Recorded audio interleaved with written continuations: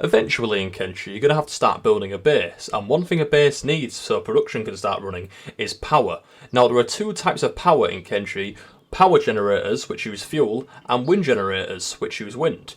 So there's a bit of a debate saying which one is better. So let's look at both of them and then try and find out which is better for some situations and what I would say to use overall. Let's get started. The first thing we're going to look at are wind turbines. Now, wind turbines come in three forms, so we can get these by researching them at a research bench. Wind turbines are good because we do not need to power them. All we need to do is build them and then let the winds do it for us. So the positives are we do not need to do anything after it's built. Once it's built, it will start working for us.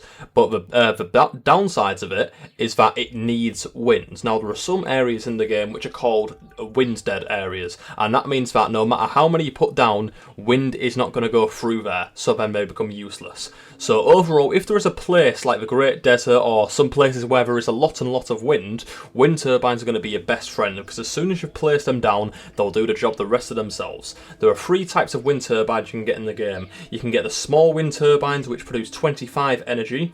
You can get the normal wind generators, which give 50 energy, or you can upgrade the big wind generators to give 100 energy output for each one.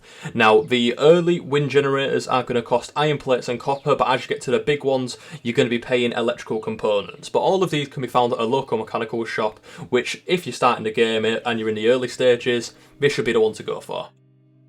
Now, the other one is the small generator.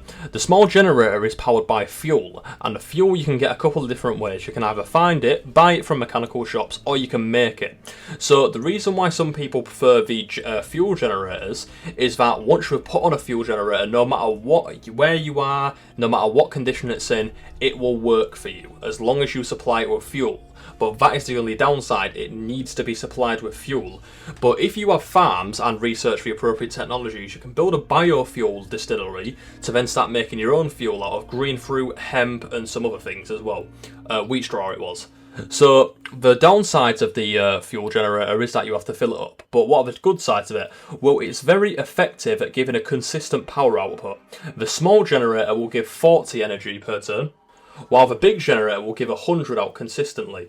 And as well, you can also upgrade these to get a combined total of 130 power output, meaning that this can power more than a wind turbine, but at the same time it's going to eat through a lot of fuels. But if you have a mass farm on your base, or just have quite a lot of area, but there are also some places in the game where there aren't any wind, then this generator should be for you.